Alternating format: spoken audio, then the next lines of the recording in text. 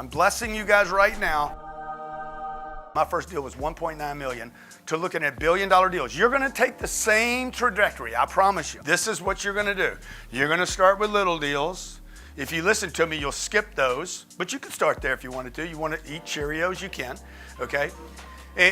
Or you could just like, hey, let me go get the good stuff right now. I'm gonna eat off the top of the shelf right now. You just got to have imagination, right?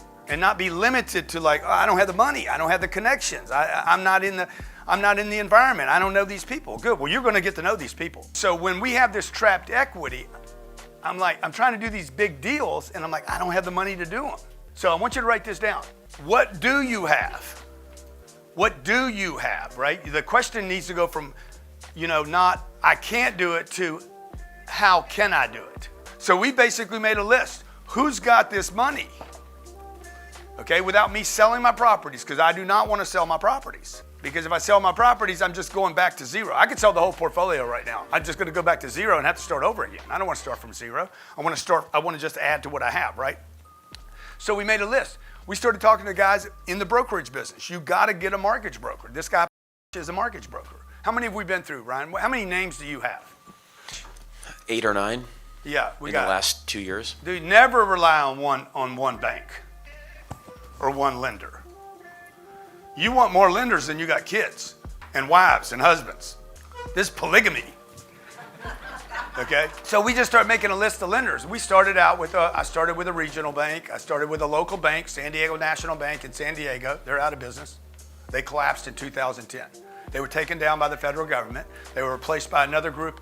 The federal government gave a group in Minneapolis $500 million to buy the bank out. It's basically a takeover, a hostile takeover by the federal government, seizing property. The guy that owned the bank had $300 million he could put in the bank to fund the bank in 2010, and the federal government said, no, we're going to give $500 million to a guy in Minneapolis to buy you out. And it was federal money, tax dollars. Your money was funded to another guy, the club. They took this other guy out. I owed $50 million to the bank in San Diego. When the new bank came in, the new bank said, you need to pay your loans off. I'm like, pay my loans off? Yeah, you're in violation. You have technical default. I've never missed a payment in my life. Oh yeah, but the asset values because of 2008 have collapsed. And your net worth has changed. And the world has changed. I'm like, yeah. And by the way, because you pay us is why we're here. We know you can pay. We know you have money. And I had a bunch of money sitting in a bank account, and they wanted to grab that money. That's what they wanted. Okay? The guys that didn't have money, they never called them. And I learned in 2010, I'm like, hey, don't have a bunch of money sitting around. You got money sitting around? They're going to come get that money. When when the world goes to hell, they go after people that have money, not people that don't have money. You want debt. You want lots of it. So when I had 50 million in debt, what I learned in 2010 was I don't have enough debt. I said, the next time this shit happens, I'm going to have $2 billion. I'm going to sink a ship. Okay? They're going to have to pay attention to me. Because if you're not big enough, they're not going to pay attention. Too big to what? Exactly. You guys need to get too big to fail.